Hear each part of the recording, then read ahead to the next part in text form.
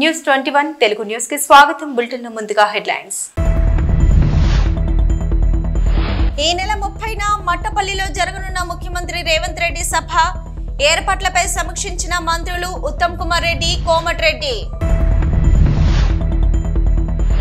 శ్రీ కోదండ రామస్వామి దేవస్థానంలో 3వ వార్షికోత్సవ బ్రహ్మోత్సవాలు ముఖ్య అతిథిగా పాల్గొని స్వామివారికి ప్రత్యేక పూజలు నిర్వహించిన ఎమ్మెల్యే మాధవరం కృష్ణారావు.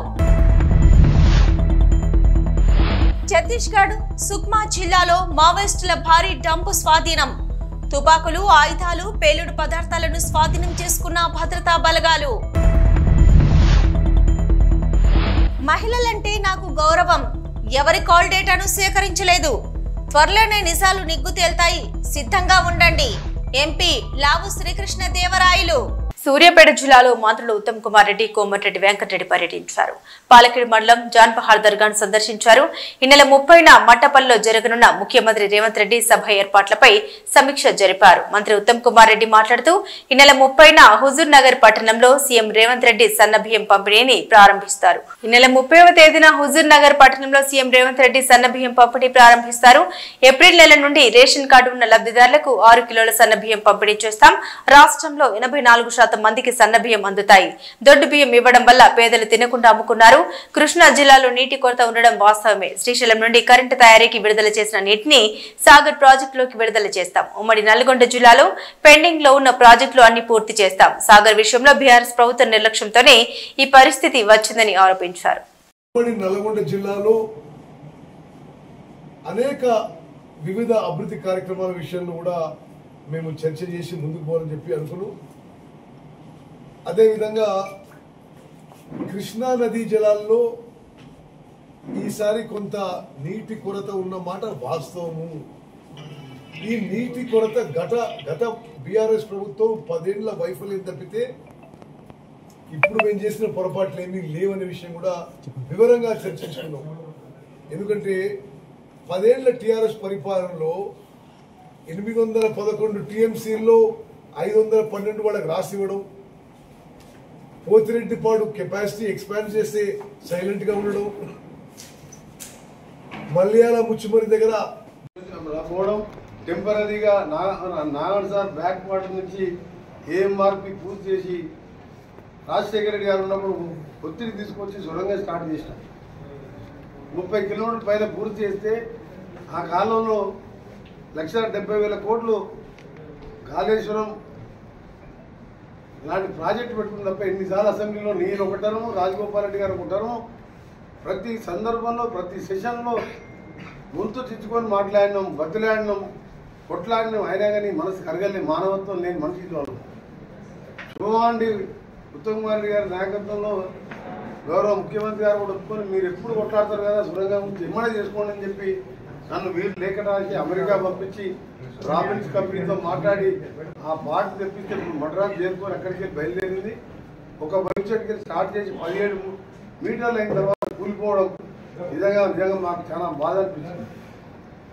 అయినా సరే దాన్ని ఏదో విధంగా చేయాలని రేపు గౌరవ ముఖ్యమంత్రి గారు ఎస్ఎల్బిసి టనల్ మీద ప్రత్యేక సమావేశం, ఆ ప్రాజెక్టుకి సంబంధించిన ఎమ్మెల్యేలు ఉత్తమ్ కుమార్ రెడ్డి గారు అలాగే గౌరవ ముఖ్యమంత్రి గారితో పాటు నేను, అలాగే రాజగోపాల్ రెడ్డి గారు, దేవరకొండ ఎమ్మెల్యే గారు, అక్కడికల్ ఎమ్మెల్యే గారు, ఆయకట్ట ఎమ్మెల్యేతో పాటు దాని మీద ఏ విధంగా ముందుకు పోదామని రేపు ఒక మీటింగ్ ఏర్పాటు చేసిండు.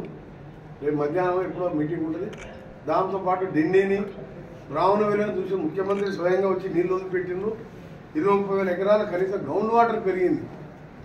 ఆ దరిద్ర ముఖ్యమంత్రి ఎన్నిసార్లు కొట్లాడినామంటే చిన్న ప్రాజెక్టు 80% అయింది, 300-200 కోట్లు ఇవ్వండి ఇయ్యలే. ఇలా ల్యాండ్ ఎక్విజిషన్ డబ్బులు ఇప్పించిండు. అది ఇండైరెక్ట్గా చెరువులు నింపేసరికి గ్రౌండ్ వాటర్ పెరిగింది. కన్నమల్ల అది మనం క్యాబినెట్ క్లియర్ చేసినాం. బస్వాపూర్ కూడా క్లియర్ అయిపోయి దాన్ని కూడా మొత్తం చిట్యాల వరకు పూర్తి చేసడానికి ఓనగిరి కాన్ఫరెన్స్ మొత్తం అవుతుంది. ఇవన్నీ ఒక ఎత్తు. తుంగతుర్తి సూర్యాపేట కూడా దేవాలయం నిన్ననే మననే పోయించిన మంత్రి గారు. దాంతోపాటు మన కేటీఆర్ సూర్యాపేటకు వచ్చినప్పుడు ఇష్టం మాట్లాడాడు. నిజంగా కేటీఆర్ గారు జిల్లాలో నువ్వు 10 ఏళ్ళు మంత్రిగా ఉన్న జగదీష్ రెడ్డి గారికి టనలు స్టార్టింగ్ పాయింట్ ఎండింగ్ పాయింట్ ఎక్కడుందో తెలుసా? తెలియదు. ఎప్పుడైనా పోతే తెలుస్తుంది. మహాత్మా గాంధీ యూనివర్సిటీ ఎక్కడ లోపలికి పోయినావా? పోలే. కట్టించింది నేను. డిండి ప్రాజెక్ట్ ఎప్పుడు పోలే, ఏది రివ్యూ చేయలే. ఎక్కడ భూములు కొనబడితే అక్కడ తీసుకొని దోసుకోవడం, ఇసుక దందా చేసుకోవడం. అందుకనే ఒక్కొక్క ఎమ్మెల్యే 60,000-70,000 వేలతో గెలిస్తే ఈ పిల్లగాడు వచ్చి కేటీఆర్ ఇష్టం ఉన్నట్టు మాట్లాడుతుంది సూర్యాపేటలో. రిజల్ట్ చూసుకుని మాట్లాడాలి కదా. నేను ఆ పరిస్థితులు జిల్లాకే రాకపోతుంటుంది. 6 లక్షల మెజార్టీతో ఎంపీ గెలిచి మా శాఖలు రేపనంగా పార్టీలో జాయిన్ అయితే 60,000 మెజార్టీతో ఎమ్మెల్యే గెలిచాం. కేటీఆర్కి గిరీశవాడు అంతమంది ఎక్స్ఎమ్మెల్యే ప్రజలలో ప్రజా నాయకుడు ఉన్నాడు, ఉద్యోగాలు చేసిన వాడికి బుద్ధి చెప్పినాం కదా. అదే ఇంత మంది ప్రజలు 10 ఏళ్ళు నట్టేట ముంచిందండి. మహబూబ్నగర్, నల్గొండ, ఖమ్మం, దక్షిణ తెలంగాణ 36-33 గెలిచినాం. ఏ ముఖం పెట్టుకొని కేటీఆర్ నల్గొండ జిల్లాకు వచ్చే హక్కే లేదు వాళ్ళు. అల్వెన్ కాలనీ డివిజన్ లోని శంషీగూడ శిల్ప బృందావనంలో ఉన్నటువంటి శ్రీ కోదండ రామస్వామి దేవస్థానంలో 3వ వార్షికోత్సవ బ్రహ్మోత్సవాలు ఘనంగా జరుగుతున్నాయి. దీనిలో భాగంగా ఆలయ కమిటీ ఆధ్వర్యంలో నేడు నిర్వహిస్తున్న వేడుకల్లో ఎమ్మెల్యే మాధవరం కృష్ణారావు ముఖ్య అతిథిగా పాల్గొని స్వామివారికి ప్రత్యేక పూజలు నిర్వహించారు. వార్షికోత్సవాన్ని పురస్కరించుకుని ప్రత్యేక యాగాలు, యజ్ఞాలు నిర్వహించారు. ఈ గుడిలో జరిగే పూజలు భద్రాచలంలోని రాములవారి ఆలయంలో ఏ విధంగా అయితే జరుగుతాయో ఇక్కడ కూడా అలాగే పాటిస్తూ పూజలు నిర్వహిస్తామని ఎర్రబెల్లి సతీష్రావు వెల్లడించారు. ప్రతి నెల స్వామివారి కళ్యాణం సైతం నిర్వహిస్తామని అన్నారు. భక్తులందరూ పెద్ద ఎత్తున ఈ వేడుకల్లో పాల్గొని స్వామివారి కృపకు పాత్రలు కావాలని వారు కోరారు. రామాయ రామభద్రాయ రామచంద్రాయ వేదసే రఘునాథాయ నాథాయ సీతాయాః పతయే నమః. మానవజాతికి ధర్మాన్ని అనుగ్రహం చేసినటువంటి రామచంద్రమూర్తి ఈ గ్రామ ప్రాంగణంలో భక్తుల్ని కటాక్షించడం కోసంగానే ఈ భాగ్యనగర 2 నగరాలలో కూడా ఇంత విశిష్టమైనటువంటి రామాలయ నిర్మాణం పూర్వం జరిగి ఉండలేదు. రాముడి అనుగ్రహం చేత ఈ ఆలయ నిర్వాహకులు, ఇక్కడ నివాసం ఉండేటువంటి వారందరూ కూడా వారి యొక్కటువంటి సహాయ సహకారములతోటి విశేషమైనటువంటి ఆగమశాస్త్రంలో చెప్పినటువంటి ఉన్నతమైనటువంటి రాముల వారి యొక్కటువంటి మూర్తి, రాముడికి ఆజానుబాహుడు అని పేరు. అటువంటి ఆజానుబాహుడిని సుందరమైనటువంటి ఉన్నతోన్నతమైనటువంటి అత్యంత పెద్దవైనటువంటి విగ్రహములతోటి ఈ ఆలయాన్ని నిర్మాణం చేసి తిరుపతి దేవస్థానంలో జరిగేటువంటి వైఖానస భగవత్ శాస్త్రాన్ని అనుసరించి ఈ ఆలయ స్థల పరీక్ష, ఆలయ నిర్మాణం, అదేవిధంగా స్వామివారి యొక్కటువంటి విగ్రహ ప్రతిష్ట, స్వామివారికి నిత్యము జరిగేటువంటి కైంకర్యములన్నీ కూడా ఈ వైఖానస భగవత్ శాస్త్రాన్ని అనుసరించి ఈ దేవాలయంలో అత్యంత విశిష్టంగా ఈ ఆలయ నిర్వాహకులు మరియు ఇక్కడ నివాసం ఉండేటువంటి భక్తులందరి యొక్కటువంటి సహకారంతో స్వామివారికి నిత్య కైంకర్యాలని కూడా ఏర్పాటు చేసి అత్యంత శాస్త్రోక్తంగా ఈ కార్యక్రమాలని కూడా స్వామికి జరిగేట్టుగా వీరందరూ కూడా పర్యవేక్షణ చేస్తూ ఆ కార్యక్రమాలని కూడా నిత్యం జరుపుతూ ఉన్నారు. ఈ విధంగా ఉన్నటువంటి రాముల వారిని చాలా అరుదుగా మనం చూడగలం. అటువంటి రాముల వారిని ఇక్కడ ప్రతిష్ఠించి లోకమంతా కూడా క్షేమంగా ఉండాలి, ఈ భాగ్యనగరం అంతా కూడా ఎప్పుడూ ధర్మంతో విరాజిల్లాలనేటువంటి ఉద్దేశంతో ఈ స్వామివారికి ఇక్కడ ప్రతిష్ఠ చేసి కైంకర్యాలని కూడా చేస్తూ ఉన్నారు. స్వామివారి యొక్కటువంటి ఆలయ ప్రతిష్టను సుమారుగా 4 సంవత్సరాల ముందు జరిపి అక్కడి నుంచి కూడా ప్రతి సంవత్సరం కూడా స్వామివారికి విశిష్టమైనటువంటి పాల్గొన మాసంలో స్వామివారికి దివ్యమైనటువంటి పంచానిక ప్రయుక్తంగా బ్రహ్మోత్సవాన్ని జరుపుతూ ఉన్నారు. ఈ సంవత్సరం ఈ బ్రహ్మోత్సవం ఈ రోజుగా 4వ రోజుగా ఈ కార్యక్రమం జరుగుతోంది. ఈ స్వామివారికి ఉదయం స్వామివారి చక్కగా రథోత్సవం పూర్తి జరిగి తర్వాత ఇప్పుడు స్వామివారికి విశేషమైనటువంటి అభిషేక కైంకర్యం, సాయంకాలం స్వామివారికి లోక కళ్యాణం కోసంగా సీతా కళ్యాణ మహోత్సవం జరుగుతుంది. కావున భక్తులందరూ కూడా ఇక్కడ ఉన్నటువంటి రామచంద్రమూర్తిని దర్శించుకొని లోకం కూడా క్షేమంగా ఉండేట్టుగా రాముడు అనుగ్రహం చేయాలని అందరికీ మనవి చేస్తూ ఉన్నాం. జై శ్రీరామ్. నేనేదో కాల్ లెటర్ తీసుకున్నానని విడుదల రజని ఆరోపించారు. నాకు అవసరం లేదు, మహిళలంటే నాకు గౌరవం. 45 ఏళ్లుగా విజ్ఞాన విద్యా సంస్థలు నడిపిస్తున్నాను. ఆంధ్రప్రదేశ్ రాష్ట్రంలో ఏ ఒక్క ప్రాంతంలో మాకు భూమి కావాలని ప్రభుత్వాన్ని అడగలేదు. స్టోన్ క్రషర్ వారిపై కేసు పెట్టించింది, లంచాలు డిమాండ్ చేసింది మీరేనని ఐపీఎస్ ఆఫీసర్ జాషువా గారు స్టేట్మెంట్ ఇచ్చారు. అనవసరంగా నాపై తప్పుడు ఆరోపణలు చేశారు. ఇప్పుడు వాస్తవాలు నిజాలు బయట పెడతాను, మీతో మాట్లాడించిన వారు మీరు సిద్ధంగా ఉండండి అన్నారు ఎంపీ లావు శ్రీకృష్ణదేవరాయలు. మా ఇంట్లో కూడా నాతో పాటు తోడబుట్టిన వాళ్ళు ఉన్నారు, మహిళలు ఉన్నారు. మా ఇంట్లో మహిళలకి ఒక న్యాయం, బయట మహిళలకి ఒక న్యాయం అని భావించే వ్యక్తిని నేనైతే కాదు. అది తమరు గుర్తుపెట్టుకోవాలని చెప్పి తెలియజేస్తూ ఉన్నాను.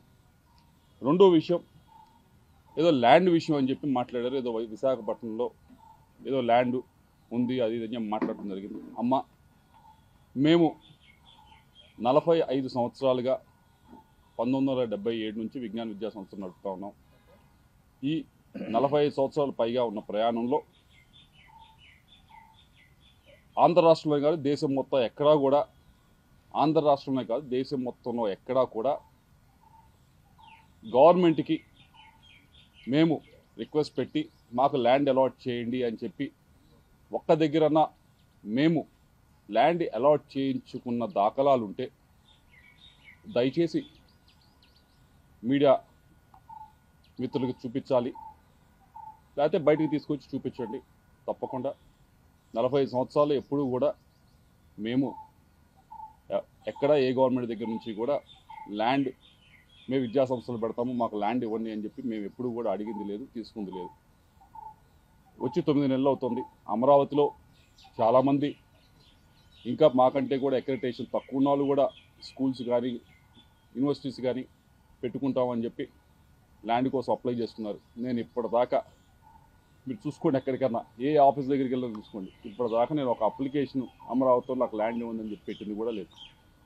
విశాఖపట్నం ల్యాండ్కి సంబంధించి అది 2009లో మేము అప్పుడు కాంగ్రెస్ గవర్నమెంట్ ఉన్నప్పుడు మీకు ఎవరో తప్పు ఇన్ఫర్మేషన్ ఇస్తున్నారు, 2019 అని కాదు, 2009లో కాంగ్రెస్ గవర్నమెంట్ ఉన్నప్పుడు ఆక్షన్ వేస్తే అలాట్మెంట్ కాదు, అలాట్మెంట్కి ఆక్షన్కి కొంచెం తేడా తెలుసుకోండి. ఆక్షన్ వేస్తే ఫెయిర్ ఆక్షన్లో మిగతా వాళ్ళతో పాటు మేము ఆక్షన్లో పాల్గొని హైయెస్ట్ రేట్, అప్పటికి ఇప్పటికీ ఎడ్యుకేషన్ ఇన్స్టిట్యూషన్ హైయెస్ట్ రేట్ పెట్టి తీసుకున్నది మేము. కాబట్టి ఒకసారి మీకు ఎవరో మీకు బ్రీఫ్ చేస్తూ ఉన్నారు, వారిని డేటానా సరిగ్గా ఇవ్వమని చెప్పి కోరుతా ఉన్నాం. ఇవన్నీ కూడా ఈ 2 విషయాలు కూడా ఎందుకు మాట్లాడారో ఎవరు మాట్లాడిచ్చారో నాకు తెలుసు. వారి గురించి కూడా చివరిలో నేను మాట్లాడతాను. అయితే ఈ 2 విషయాలు కూడా, ఒకటి క్యారెక్టర్ అసోసియేషన్ చేసే ప్రయత్నం మీది, ఏదో మహాత్మా గాంధీని, అంబేద్కర్ ను, రాజ్యాంగాన్ని గౌరవించుకుందామనే 3 సూత్రాల మీద దేశం మొత్తం కాంగ్రెస్ పార్టీ ఆధ్వర్యంలో జై బాపు, జై భీమ్, జై సంవిధాన్ కార్యక్రమం నడుస్తోందని మంత్రి పొన్నం ప్రభాకర్ తెలిపారు. సిద్దిపేట జిల్లా హుస్నాబాద్ కాంగ్రెస్ పార్టీ కార్యాలయంలో జై బాపు, జై భీమ్, జై సంవిధాన్ కార్యక్రమానికి ముఖ్య అతిథిగా మంత్రి హాజరై కార్యకర్తలతో కలిసి ప్రతిజ్ఞ చేసి మాట్లాడారు. పార్టీ జెండాతో కరపత్రాలు, పార్టీ కార్యక్రమాలు ఏఐసిసి రూపొందించిందని, మండల స్థాయి సమావేశాలు 26, 27, 28 తారీఖులలో 3 రోజుల పాటు నిర్వహించారన్నారు. కార్యకర్తలు మండలంలోని అన్ని గ్రామాలు తిరగాలని, తిరగకపోతే రాజకీయ నాయకుడు కాలేరని, రాజకీయ నాయకుడిగా ఎదగలేరన్నారు. డాక్టర్ బాబాసాహెబ్ అంబేద్కర్ గురించి అమిత్ షా అవమానకరంగా మాట్లాడారన్నారు. పార్లమెంట్ ఎన్నికల్లో 400 సీట్లు గెలిపించండి అని అన్నారని, 250 సీట్లు రావడంతో తగ్గారని, లేదంటే రాజ్యాంగాన్ని మార్చేవారన్నారు. కాంగ్రెస్ పార్టీ సంక్షేమం కోసం పోరాడుతోందని, చరిత్రలో అనేక నిర్ణయాలు తీసుకుందన్నారు. కాంగ్రెస్ పార్టీ స్వాతంత్ర్యం కోసం కొట్లాడిందని, స్వాతంత్ర ఉద్యమంలో పోరాటం చేసే అవకాశం అందరికీ దొరకలేదన్నారు. రాజ్యాంగాన్ని సంరక్షించుకోవాలని, రాజ్యాంగానికి రక్షణ కవచం లేకపోతే ఇప్పుడున్న బీజేపీ పార్టీ మాట్లాడే హక్కును కూడా తీసుకుంటుందన్నారు. గౌరవెల్లి కాల్వల నిర్మాణానికి భూసేకరణ జరుగుతుందని, దేవాదాయ పనులు నడుస్తున్నాయన్నారు. ఆర్థిక రాజకీయ న్యాయాన్ని, ఆలోచన భావన, అవకాశాలను పేద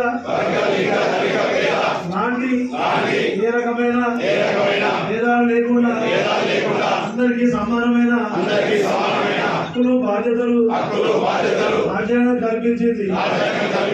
ఈ రాజ్యాంగాన్ని గౌరవిస్తూ పాటిస్తూ కూడా కోరుతాను.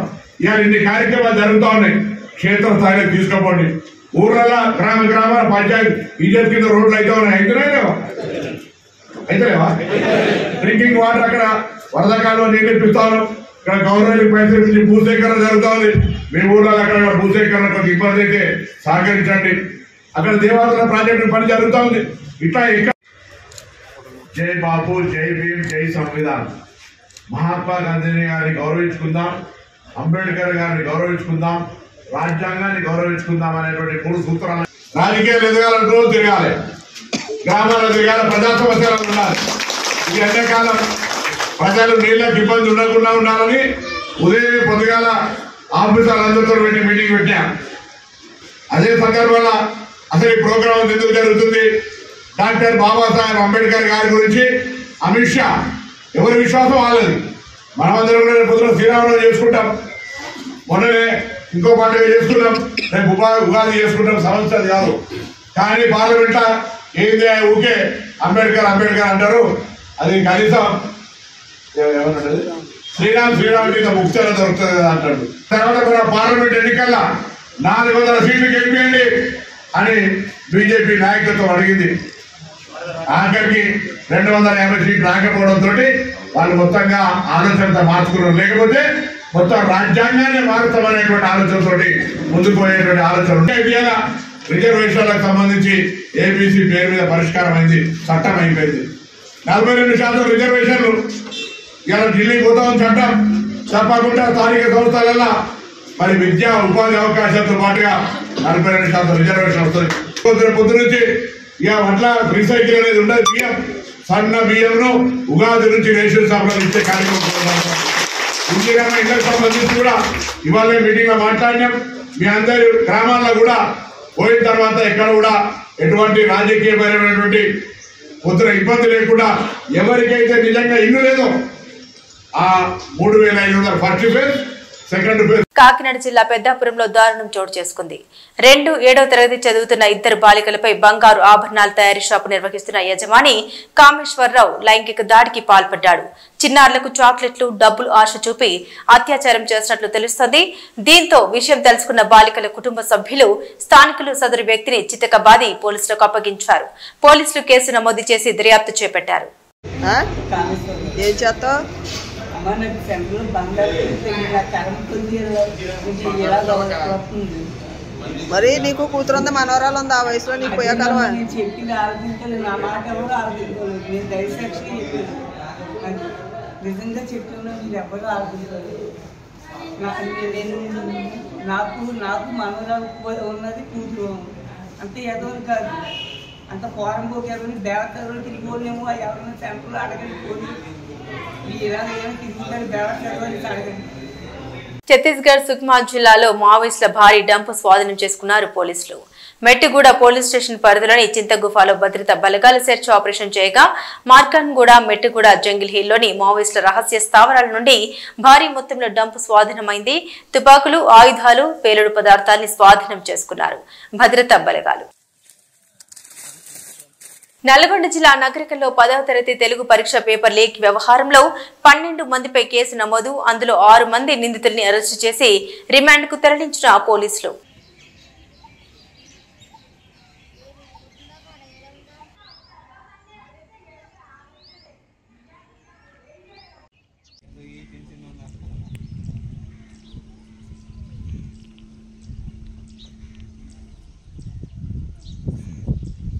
ఓయూ లేడీస్ హాస్టల్లో 2 రోజులు నీటి సరఫరా బంద్ కావడంతో కనీస అవసరాలకు కూడా నీళ్లు లేకపోవడంతో తీవ్ర ఇబ్బందులకు గురవుతున్నామని రోడ్డుపై బైఠాయించిన విద్యార్థులకు మద్దతుగా ధర్నాకు దిగి వెంటనే నీటి సరఫరాను బాగు చేయాలని, అధికారులపై చర్యలు తీసుకోవాలని డిమాండ్ చేశారు పలు విద్యార్థి సంఘాలు.